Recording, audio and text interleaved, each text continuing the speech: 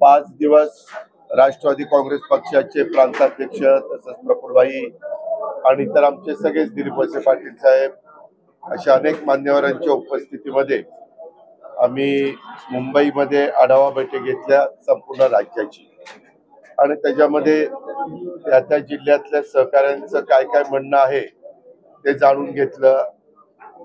कुणी काय म्हणत होतं, कुणी काय म्हणत होतं, कारण पहिल्यांदा इथं 3 पक्षाचं सरकार आहे, राष्ट्रवादी काँग्रेस, भाजप, शिवसेना आणि आमच्यामध्ये निवडणुकीला सामोरं जाताना आपण महायुतीमधनं जावं असं आमच्या सगळ्यांची स्टेटमेंट निघालेली होती. परंतु आता निवडणुका जशा जवळ यायला लागल्यात तसं थोड्याशा वेगवेगळ्या भागातले कार्यकर्ते वेगवेगळ्या प्रकारे बोलायला लागलेले आहेत. पत्रकार मित्रांनो, मला तुम्हाला सगळ्यांना सांगायचं की ज्यावेळेस महाविकास आघाडी आम्ही 15 वर्ष एकत्र काम करत होतो त्यावेळेस लोकसभा विधानसभा आम्ही एकत्र लढवायचो, पण स्थानिक स्वराज्य संस्थांमध्ये काँग्रेस राष्ट्रवादी एकमेकाच्या विरोधात लढायची किंवा अजिबातच एकमेकाच्या विरोधात लढल्यानंतर अपयश येऊन समोरच्यांचा फायदा होणार असेल तर तिथं कॉम्प्रोमाइज त्या ठिकाणी केलं जायचं. आताही साधारण तसाच एक कार्यकर्त्यांचा कल दिसतोय. काही कार्यकर्ते म्हणतात की ह्या जिल्ह्यामध्ये ह्या तालुक्यामध्ये युती केली पाहिजे, अशा वेगवेगळ्या सूचना आलेल्या आहेत.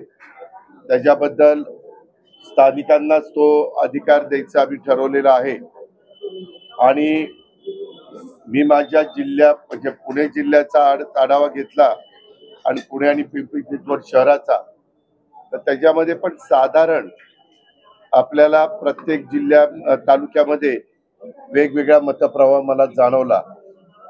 आता सध्या 10 तारखेपासून नगरपालिका आणि नगर परिषदेच्याच नगरपंचायती या निवडणुका असल्यामुळं काही जणांशी मी बोललो. समजा उदाहरण द्यायचं झालं तर विजयराव शिवथरे आमचे शिवसेनेचे नेते, तर ते म्हणले की दादा आता फॉर्म भरू द्या, छाननी झाल्यानंतर मध्ये माघार घ्यायला पण बराच वेळ आहे आणि त्याच्यात आपण ठरवू काय करायचंय. 10 तारखेला फॉर्म भरायचे असेल तर एबी फॉर्म 17 तारखेच्या आतमध्ये द्यायचे. व्हॅलिडिटी सर्टिफिकेटला कास्ट सर्टिफिकेट लागणार फॉर्म भरताना, परंतु व्हॅलिडिटी सर्टिफिकेटला राज्य सरकारने 6 महिन्याची मुदत दिलेली. निवडून आल्यानंतर आम्ही साधारण ही भूमिका घेतली की जे सन्माननीय सदस्य स्थानिक स्वराज्य संस्थांमध्ये निवडून येतील त्यांना आपल्याला 6 महिन्याच्या आत व्हॅलिडिटी सर्टिफिकेट प्राधान्याने मिळवून द्यायचं. अशा वेगवेगळ्या प्रकारे साधारण आम्ही ठरवलेलं आहे. आता आज पण सकाळपासून आतापर्यंत आम्ही तो सगळा आढावा घेतला, पण महानगरपालिकेमध्ये 11 तारखेला आरक्षण निघणार असल्यामुळं काही जण म्हणतात की त्याबद्दलचा निर्णय आपण 11 तारखेला काय नक्की कुठं आरक्षण प्रभागात निघतात ते बघून घेऊया. त्याच्यामुळे मी पुन्हा बुधवारी वेळ द्यायचं ठरवलेलं आहे, कारण मंगळवारी आमची कॅबिनेट असते. त्याच्यामुळे सोमवार मंगळवार माझा मुंबईमध्ये जाईल, पण बुधवारी मी पुन्हा पुणे, पिंपरी चिंचवड आणि काही बाबतीमध्ये मी काही मेळावे आणि काही इंटरव्ह्यू घ्यायला सांगितलेले आहेत. जेजुरीला, सासवडला, जिल्हा परिषद तालुका पंचायतीला त्या भागात अशा प्रकारे सांगितलेलं आहे आणि ते त्यांची चर्चा करतील आणि मला बुधवारी त्याच्याबद्दलचं ब्रीफिंग करतील आणि मग आम्ही त्याबद्दलचा निर्णय घेऊ. कार्यकर्ते असं म्हणतायत की स्थानिक स्वराज्य संस्थेमध्ये प्रतिनिधित्व मिळालं नाही तर कार्यकर्ता कसं जगणार, स्वबळावरती निवडणुका लढवा, तुमचा सुद्धा तोच आग्रह आहे? नाही, कार्यकर्त्यांचा आग्रह राहणारच ना, कारण एक तर 9 वर्षांनी निवडणुका होत आहेत. आता 9 वर्ष म्हणजे 1 वर्ष कमी, एक अख्खी बॅच बाजूला गेली ना. मग सुरुवातीचा 2017ला निवडून आलेला एखादा सहकारी आज 2025ला उभं राहायचं म्हणतोय, पण त्या मधल्या 9 वर्षात बरेच नवीन कार्यकर्ते पण तयार झालेत, बरंच पाणी वाहून गेलेलं आहे, बरेच काही राजकीय बदल झालेले आहेत, काही वेगवेगळ्या पक्ष देखील निर्माण झालेले आहेत. असं सगळं घडलेलं आहे. आम्ही साधारण हे सगळं करत असताना निवडून येण्याची क्षमता, ज्याला आपण इलेक्टिव्ह मेरिट म्हणतो, ते बघून तिकीट द्यायचं असं तत्वता ठरवलं. स्थानिक आयोगाच्या बाबतीत तुम्ही म्हटले की स्थानिक स्तरावर निर्णय होतो, तर एनसीपी एसपी बरोबर सुद्धा अनाउन्स केलं पाहिजे असं काही कार्यकर्त्यांचं म्हणणं आहे. तसं काही होईल का? तो नवा फॉर्म्युला जे म्हणतात दोन्ही महापालिका किंवा जिल्हा परिषद आता त्याबद्दल एकदा आरक्षण निघेपर्यंत बोलणं हे फार घाईचं ठरेल. आणि आम्ही महायुतीमध्ये आहोत. आता काही बाबतीत तुम्हाला आठवत असेल, पाठीमागे देखील आघाडीच्या काळात तेच विचारलं होतं, 2.5 वर्षाच्या करता पुढे पॅटर्न झाला होता. शेवटी कसं असतं पत्रकार मित्रांनो, तिथली परिस्थिती, तिथं असणारे आज महायुतीतले 3 पक्ष आहेत, त्याच्यातला जो पक्ष पॉवरमध्ये तो इतर दोघांशी कसा वागतो त्याच्यावर पण बरंचसं अवलंबून असतं. तिथला लोकप्रतिनिधी कसा वागतो. काही जण फार टोकाचं निवडून येऊन मदत घेतात आणि निवडून आल्यानंतर अजिबातच विचारत नाही. तर तिन्ही पक्षांच्या बाबतीमध्ये घडतं. म्हणजे कुठल्या एका पक्षाला किंवा त्या निवडून आलेल्या व्यक्तीला जबाबदार धरत नाही. पण ह्या घटना घडतात, त्याच्यामुळे इतक्या लवकर अशा बद्दलचं मत व्यक्त करणं फार घाईचं होतं. पण दादा या बाबतीत ना बैठका देखील झाल्यात असं कळतंय. तुम्ही राष्ट्रवादीच्या नेत्याच्या स्थानिक लेवलला काही बैठका झाल्यात का त्यांच्या पक्षाकडून आणि आपल्या पक्षाकडून काही की काय? आणि नाही, मला आज तसं कोणी सांगितलं नाही. मी अंदाज घेतला, परंतु मला तुम्ही म्हणताय तसं सांगितलं नाही. मी बुधवारी मी आल्यावर नक्की ह्याबद्दलचा विचार. पवार साहेब बोलताना असं म्हणाले की भाजप सोडून कोणाची युती चालेल. हो, मी पेपरला ते वाचलं. मग पवार साहेबांनी एक हात पुढे केला असं म्हणायचं की नाही, पवार साहेब इतकी मोठी व्यक्ती आहे, इतका त्यांना प्रचंड मोठा अनुभव आहे राजकीय क्षेत्रातला, आणि नेहमीच सगळेजण त्यांच्याकडे आदराने बघतात. म्हणजे सर्वच राजकीय पक्ष. आम्ही आता देवेंद्रजी वगैरे पण ज्यावेळेस बोलत असताना आम्हाला ते जाणवतं. परवा पण कोल्हापूरच्या कार्यक्रमामध्ये आपले बाळासाहेब जाधवांचा कार्यक्रम झाला, तेव्हा पण मी सगळं बारकाईनं, तुम्ही जसं बारकाईने बघता तसं मी बारकाईनं बघत पण होतो, ऐकत पण होतो. त्यावेळेस पण तसं मला जाणवलं. नंतर ते म्हणाले की आज देश पातळीवर जे वरिष्ठ सर्वात नेते आहेत, त्याच्यात जे 18 नेत्यांची नावं घेतली जातात, त्या पवार साहेबांचं साहजिकच नाव वरच्या क्रमांकावर असतं. पण दादा तुमची इच्छा आहे का साहेबांच्या सोबत? मी तुम्हाला सांगितलं ना, बुधवारी त्याच्या संदर्भामध्ये शेवटी लोकशाहीमध्ये आमचे कार्यकर्ते काय, बहुमतांचं काय मत आहे ते फक्त जाणून घेऊन त्याच्याबद्दलचे निर्णय होतात. आणि मी मागं काही वेगवेगळे दाखले पण दिलेले. इतक्या लवकर त्याबद्दलचं मत व्यक्त करणं फार घाईचं ठरेल.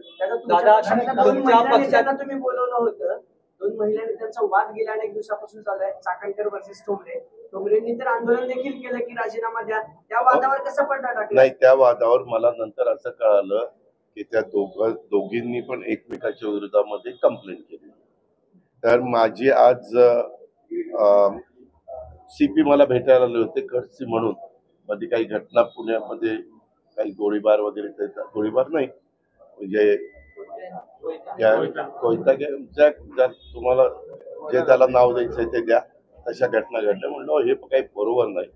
पुणे विद्येचं माहेरघर, सांस्कृतिक शहर, राजधानी म्हणून ओळखली जाते. या सगळ्या गोष्टी असताना पुणेकरांना हे अजिबात आवडत नाही. तुम्ही कुणाचाही मुलाचा ठेवू नका, कुठलाही राजकीय कुणाचा दबाव जर तुमच्यावर असेल तर त्यालाही तुम्ही अजिबात महत्व देऊ नका. तुमच्या सद्विवेक बुद्धीला स्मरून संविधानाने, कायद्याने, घटनेने जे सांगितलेलं आहे जरा पाणी ते करण्याचा प्रयत्न करा, असं मी त्यांना सांगितलं. आणि म्हणलं मला पण एक लोकप्रतिनिधी म्हणून हे आवडत नाही. शेवटी माझी पण भूमिका म्हणलं स्पष्ट असते.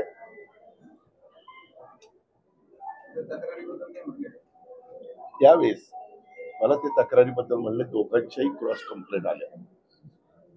म्हणलं त्याच्यामध्ये एखाद्या लेडी ऑफिसर जरा इम्पार्शियल म्हणजे चांगल्या पद्धतीने, प्रत्येकाची एक प्रतिमा असते ना, चांगल्या अधिकारी, सगळे चांगले अधिकारी असतात पण त्यातल्या त्यात चांगले ते महिला अधिकारी असतील, तिला त्यांचा तपास करायला द्या.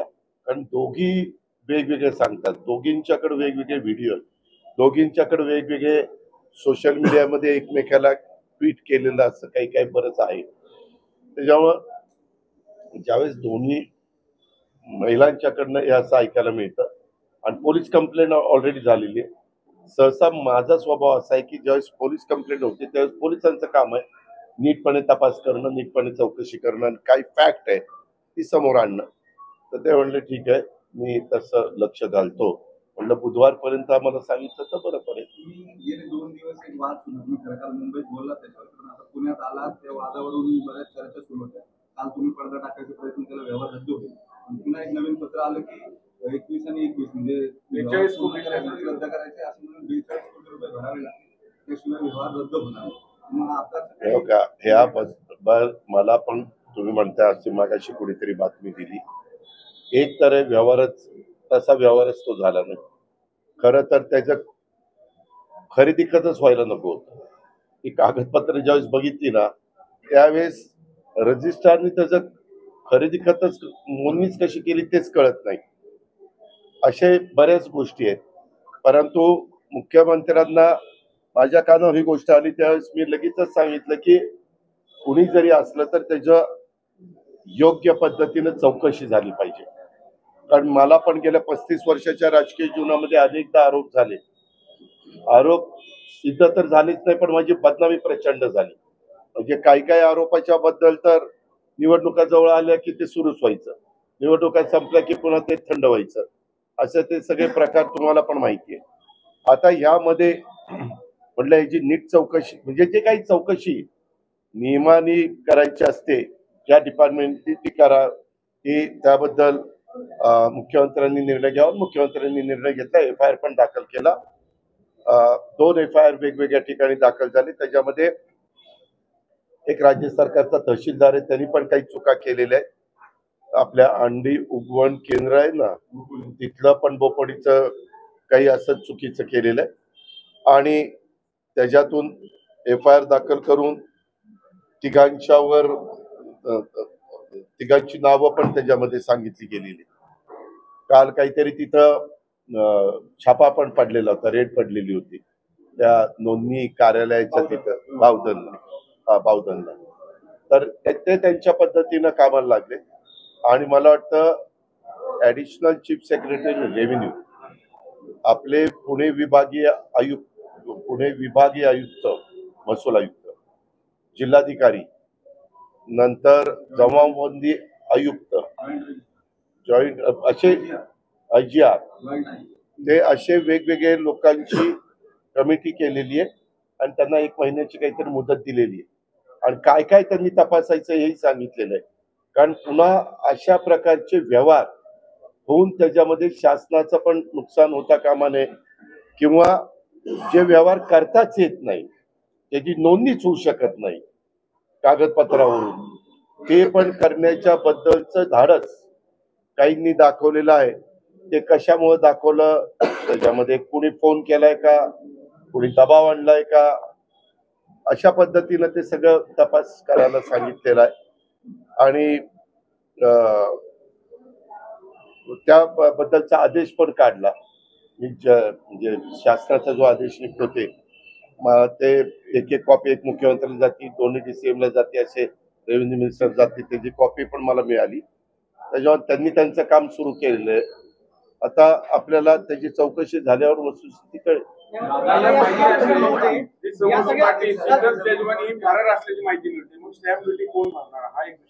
अरे होय ना बाबा, पहिल्यांदा जो कागदच होण्याचं कारण आहे ज्याच्यात 1 रुपया पण दिला गेलेला नाही, 1 रुपया पण दिला गेलेला नाही आणि तो कागद होऊ शकत नाही, अशा या सगळ्या गोष्टी आहेत. तरी तो कागद केला गेलाय आणि तो आता केला गेलाय तर तो ग्राह्य धरला तर तो रद्द करण्यात आलाय. अशा त्या सगळ्या कॉम्प्लिकेटेड झालेले. आता हे झाल्यानंतर कुठल्या विभागाने काय कळवायचं ते कळवलेलं आहे. आता त्याच्या संदर्भामध्ये हा पण एक चौकशीचा भाग आहे. कदाचित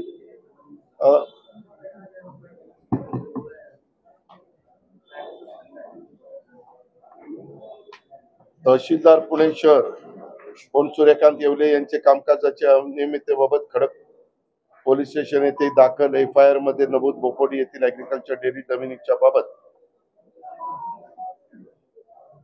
हा तिथं आमच्यातलं तर कुणाचा संबंध नव्हता, परंतु काही मीडिया चॅनल्सनी त्याच्यामध्ये आमच्याही कुटुंबाचा तिथं उल्लेख केला, चुकीची बातमी ती चालवली. माझे एवढी मान्य आहे, परंतु त्यांनी इकडच्या ह्याचा इकडचा दाखला दिला. तसं बघितलं तर त्या व्यवहाराशी त्यांचा दुरान्वय देखील काडीचा नाकाचा पण संबंध नाहीये. माझी एवढीच विनंती आहे, जे खरं असेल ते दाखवा, परंतु जे खरं नसेल त्याच्यात बदनामी करू नका. या प्रकरणानंतर सरकारी जमिनीवरती इतर हक्कांमध्ये नावं चढवायची आणि मग त्याचे पॉवर ऑफ अटर्नी करून घ्यायच्या, त्याच्या खरेदी करायच्या, अशा बऱ्याच तक्रारी ज्या आहेत त्या येत आहेत. या तेजवानीचे जे नाव आहे त्यांनी पण असे खूप प्रकरण केल्याचं आता समोर येतं. यामध्ये आम्हाला अशी माहिती मिळाली की हे प्रकरण त्यांनी 2005 का 6लाच पॉवर ऑफ अटर्नी घेतली, म्हणजे 19 वर्षापूर्वी का 5 CR म्हणजे करोडला घेतली. अशा या सगळ्या गोष्टी आहेत. पण आता चौकशी केल्यानंतर त्याच्यातली काय वस्तुस्थिती, कारण जे चौकशीमध्ये अधिकारी नेमले ते अतिशय स्वच्छ प्रतिमेचे आणि प्रशासनामध्ये चांगली इमेज असणारी आहे. त्याच्यामुळे त्याबद्दल आता आपल्याला महिनाभर थोडस त्या ऐका ना, त्या मला आता माझी ती नोट नाहीये, नाही तर मी तुम्हाला दाखवलं असतं. राज्य सरकारनी पण त्यांनी काय काय चौकशी करावी अशा प्रकारच्या ह्याची पुनरावृत्ती परत होऊ नये म्हणून कुठल्या कुठल्या डिपार्टमेंटनी जी काळजी घ्यायची त्याच्याही बद्दल त्यांनी चौकशी करून अहवाल द्यायला सांगितलं.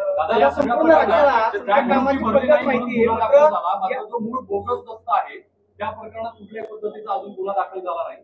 अर्थात जिल्हाधिकाऱ्यांनी तसं स्वतःहून त्यांची चौकशी समिती नेमली आहे. बोगस दस्ताच्या संदर्भात ऐका ना, त्याच्यामध्ये आता चौकशी नेमलेली आहे. आता जो रेव्हेन्यू डिपार्टमेंटचा बॉस आहे प्रशासनामधला तेच प्रमुख आहे. त्यांच्या खूप अंडर खाली जिल्हाधिकारी येतात, खूप खाली, म्हणजे अशा सगळ्या गोष्टी आहेत. त्याच्यामुळे आता त्या संदर्भात ह्याची सगळीच माहिती इत्थंभूत CM साहेबांनी पण ह्याच्यामध्ये अतिशय कडक भूमिका घेतलेली आहे. कामाची पद्धत सगळ्यांना माहिती आहे. तुम्ही पत्रकार परिषदेमध्ये येऊन तुमची भूमिका मांडली, प्रश्न विचारला तेव्हा थेट उत्तर दिलं नाही. सुप्रिया सुळेंनी 5 पवारांची बाजू घेतली. रोहित पवार एरवी ट्विट करतात, त्यांनी या प्रकरणात एकही ट्विट इतक्या दिवसात केलं नाही.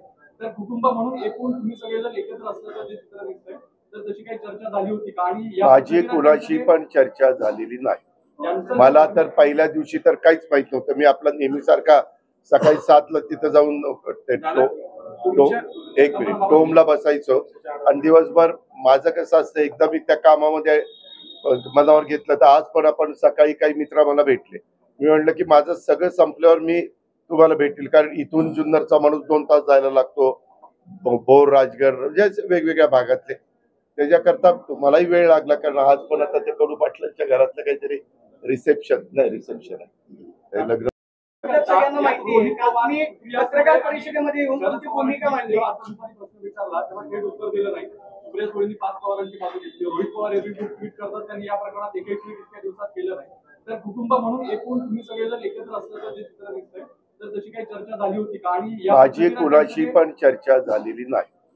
मला तर पहिल्या दिवशी तर काहीच माहित नव्हतं. मी आपला नेहमीसारखा सकाळी 7ला तिथं जाऊन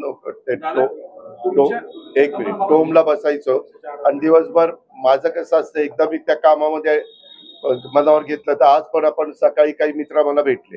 मी म्हटलं की माझं सगळं संपल्यावर मी तुम्हाला भेटेल, कारण इथून जुन्नरचा माणूस 2 तास जायला लागतो, भोर राजगड म्हणजे वेगवेगळ्या भागातले. त्याच्याकरता मलाही वेळ लागला, कारण आज पण आता ते कडू पाटलांच्या घरातलं काहीतरी रिसेप्शन आहे ते लग्न झालं. दादा तुमच्या लेखी या केसमध्ये पार्थ पवार सकृतदर्शनी दोषी आहेत की नाही? त्यामध्ये कागदपत्र सगळी न बघता, खरं काही आम्ही व्यवहार ज्यावेळेस करतो त्यावेळेस टॉपचे जे वकील असतात त्यांना ते सगळं तपासायला सांगतो, त्यांना ते सर्च करायला सांगतो, आणि त्यांनी ते सर्च आणि तपासलं आणि त्यांनी सांगितलं की नाही बाबा ही जमीन तुम्ही घेऊ शकता, तर आपण पुढं पावलं टाकतो. असं सगळ्याच गोष्टी रे त्याच्यामध्ये. कधी कधी नोटीस पण देतात की बाबा ही जमीन अशा या जमिनीच्या संदर्भामध्ये कुणाचं काही आक्षेप आहे, म्हणणं आहे वगैरे वगैरे असं केलं जातं. तशा कुठल्याच गोष्टी इथं केल्या गेल्या नाही आणि मला हा व्यवहार झालेला माहिती नव्हता, नाही तर मीच सांगितलं असतं की असं करू नका. दादा या सगळ्या प्रकरणामध्ये आज पवार बोलताना असं म्हणाले की पारदर्शकांवरती गुन्हा दाखल करावा अशी विरोधकांची मागणी आहे. पवार म्हणाले की राज्याचे गृहमंत्री सांगू शकतील, मुख्यमंत्री असं म्हणाले की प्रकरण गंभीर आहे, तर मग पार्थ पवारांवरती गुन्हा का दाखल नाही याचं उत्तर गृहमंत्री देतील. मात्र या सगळ्या प्रकरणामधून तुम्हाला अडकवण्याचा किंवा राजकीय दबाव तुमच्यावरती टाकण्याचा प्रयत्न केला जातो असं वाटतं? असं काही मला वाटत नाही. मी त्याच्याबद्दल चंद्रशेखर बावनकुळे यांचं स्टेटमेंट बघितलं. त्यांनी असं सांगितलं की त्या व्यवहारात ज्यांनी कोणी ते रजिस्ट्रेशन केलं कागदपत्र न बघता, ज्यांनी तिथं रजिस्टर ऑफिसमध्ये जाऊन सह्या केल्या, त्याच्यामध्ये 3 लोक त्यांना मिळाली आणि मग त्या 3 लोकांच्यावर त्यांनी FIR केली. सह्या करणारा, दुसरे पण सह्या करणारा आणि तिसरा हे रजिस्ट्रेशन करणारा, असं ते झालंय. आणि त्याच्यामुळं ही गोष्ट स्वतः रेव्हेन्यू मिनिस्टरनी सांगितलेली मी ऐकली. त्याच्यावर ह्या 3घांच्यावर FIR दाखल झाला. कंपनीचे आकडे जे आहेत त्या आकड्यांमध्ये पार्थ पवार 99% आणि 1% दिग्विजय पाटील त्यांना ते अधिकार दिलेले होते व्यवहाराचे. मात्र त्यांच्यावरती 99% जे 99% मालक आहेत त्यांच्यावरती कुठली कारवाई झालेली आणि 1% मालक आहेत त्यांच्यावर कारवाई झाली. त्यामुळे पार्थ पवारांवरती कारवाई करावी अशी मागणी अंबादास दानवेंनी केली. हे का ज्यावेळेस चौकशी करतात, अंबादास दानवे हे विरोधी पक्ष नेते होते माजी, यांना निवडणुकीच्या काळामध्ये अशा कुठल्या बातम्या मिळाल्या की त्याला खतपाणी घालणं हे त्यांचं काम आहे. त्याच्यावर ते त्यांच्या पद्धतीनं म्हणणार. शेवटी सरकारचे प्रमुख आणि प्रशासन हे कायद्याच्या नियमाच्या चौकटीमध्ये पुढे जातं. उद्याच्याला चौकशी झाल्यानंतर दूध का दूध पाणी का पाणी पुढे होईल ना. इव्हन एकनाथराव शिंदेंनी पण तेच सांगितलंय किंवा त्यांना विचारलं तुमच्यासारख्या पत्रकार मित्रांनी, एकदा चौकशी होऊ द्या, आणि चांगली टीम लावलेली आणि कुठेही सरकारने त्याच्यामध्ये FIR करायला दिरंगाई लावली. तुम्ही बघा सगळ्या गोष्टी तातडीनं त्याच्यामध्ये केलेल्या आहेत. दादा काल तुम्ही घोषणा केली की व्यवहार रद्द झाल्याची माहिती तुम्हाला दिली गेली, पण प्रत्यक्षात तो व्यवहार रद्द झालेलाच नाही असं मतदान शुल्क कार्यालयाने सांगितलं. मला काल तशी बातमी कळली गेली म्हणून मी तुम्हाला सांगितलं. तिथं जाऊन त्यांनी सह्या केल्या म्हणून कळलं. आता ते कळल्यावर मी सांगितलं. आता त्याच्यामध्ये काय झालं पुढं काय नाही झालं, आज सुट्टी आहे, उद्या सुट्टी आहे आणि आता चौकशी होणार आहे. त्याच्यावर चौकशी करणारी समिती महत्वाची आहे, ती आता याच्यात बारकाईने चौकशी करेल. आता यातल्या दोन्ही गुन्ह्यांमधला गंभीर विषय हा आहे की या दोन्ही ह्या सरकारच्या मालकीच्या जमिनी आहेत, उतार्यावरती सरकारचा कब्जा हक्क आहे, बोकडीच्या जमिनी. आणि अजूनपर्यंत तो व्यवहार झाला त्यांना जमिनीत हे पण मिळालं नाही, पजेशन पण मिळालं नाही आणि त्यांना तिथं जाताही आलेलं नाही. पजेशनचा प्रयत्न झाला होता माझ्या माहिती मे मध्ये. पजेशन झालंय का? नाही, पण प्रयत्न झाला होता. प्रयत्न झाला होता, प्रयत्नांती परमेश्वर. मला ते आज पजेशन नाही एवढंच मला माहिती. हो, तू म्हणतोय ते बरोबर आहे. त्याच्यामुळं आपला सरकारचा जो रजिस्टर आहे, रजिस्टर ऑफिसचा जो ऑफिसर आहे, त्यांनी ते थांबवायला पाहिजे होतं ना. असे तर व्यवहार होताच का म्हणून.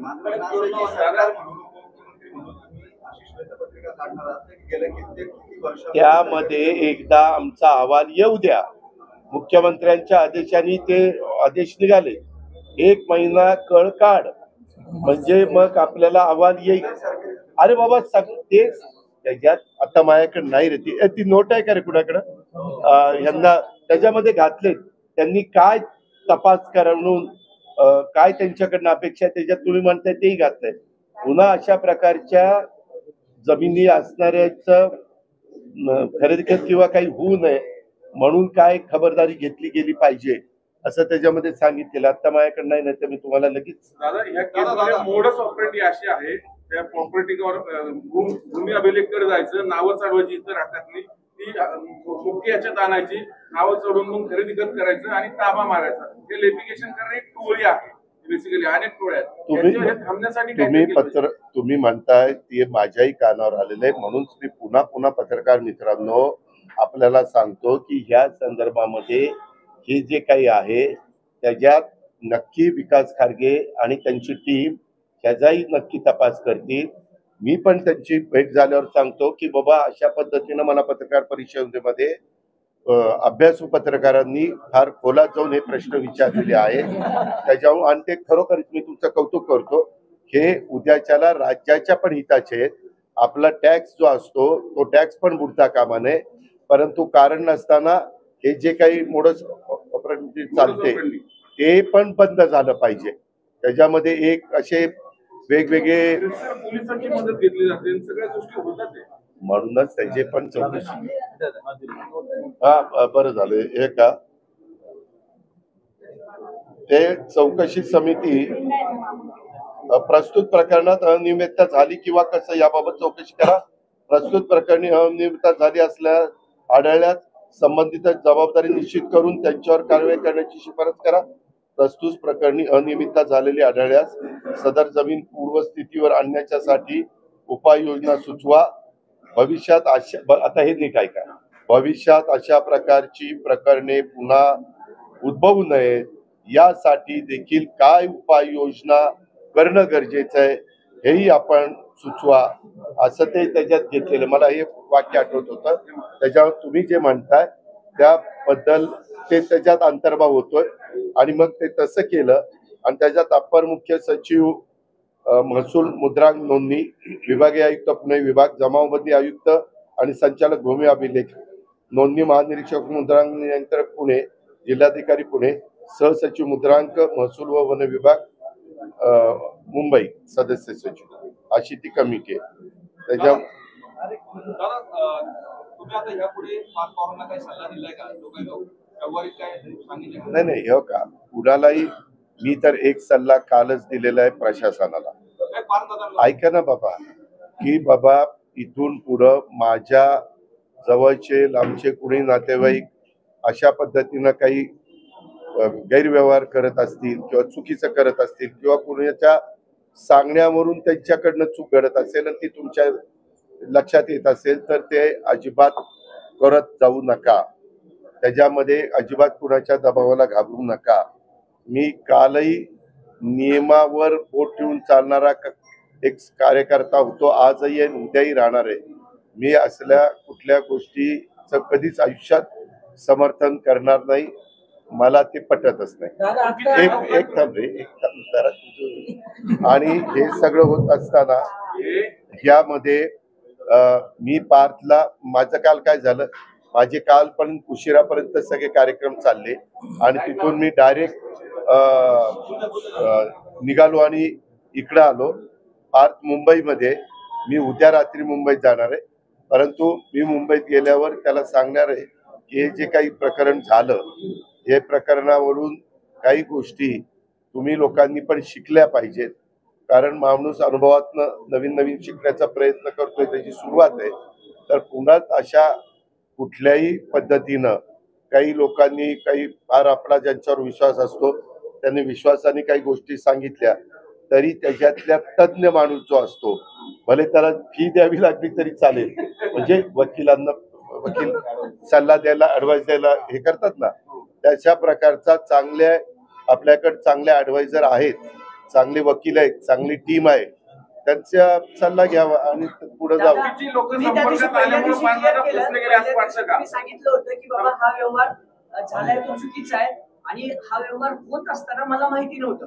300-400 कोटी रुपयांचा व्यवहार होताना वडील म्हणून पार्थ पवारांनी तुम्हाला विचारलं नाही का की एवढे पैसे मी इन्व्हेस्ट करतोय ह्या? अरे पैसे सुद्धा इन्व्हेस्ट केले नाही. अरे 1 रुपया इन्व्हेस्ट केला नाही बाळा. मी ते सगळं बघितलं. 300 कोटी कशाला म्हणतात? 1 रुपया त्याच्यात तेच मला कळत नाही की त्या समोरच्या पार्टीने पण 1 रुपया न घेता कसं काय हे केलंय, काय ते गडू हाच आहे दादा, चुकीची लोक संपर्कात आल्यामुळे पाच दादा घुसले गेले. अहो म्हणून त्याची चौकशी करतोय ना बाबा. आता कोण फसलं, प्रश्न विचारणारा फसला का आणखी कोणी फसलं ते विचारतोय. दादा आता कोण चौकशी केल्याशिवाय कळणार नाही. चुकीचे लोक अधिकारी होते का आणखीन कोण होते ते चौकशी झाल्यावर सांगतो ना. अशीच प्रेस कॉन्फरन्स घेऊन सांगतो. दादा ते आता ते शनी फुलमाळी भेटला, ते नंदीवाल्याचा पोरगा आहे, गोल्ड मेडल, काय बोलले, आश्वासन काय देणार आहे तुम्ही त्याला?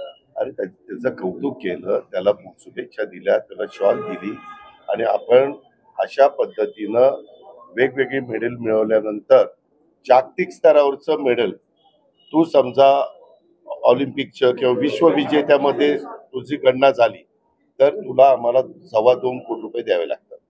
परवा 3 मुलींना आपल्या ज्या भगिनी होत्या ज्यांनी खरोखरीच जगामध्ये आपल्या देशाचं नाव उज्ज्वल केलं आणि बरेच वर्षाचं आपल्या भारतीयांचं स्वप्न होतं की महिला क्रिकेट टीमनी वर्ल्ड कप जिंकावा.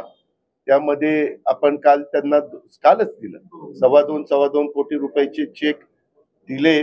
RTGS त्यांच्या अकाउंटला पण झालं. त्यांच्या प्रशिक्षण देणाऱ्यांना 20 लाख का काहीतरी रुपये दिले. तसं यांनी कुठलं पारितोषिक जिंकलं. आज शनिवार रविवार आहे. मी माझ्या ऑफिसला सांगितलं सोमवारी चौकशी करा आणि तोही एकदम ह्याच्याच मतदारसंघातला आहे. गरीब आहे, पालामध्ये राहणार आहे, पालामध्ये. आम्ही जाऊन केली होती बातमी, पाला तेच. अरे बातमी करणं हा तुझा जन्मसिद्ध हक्क आहे.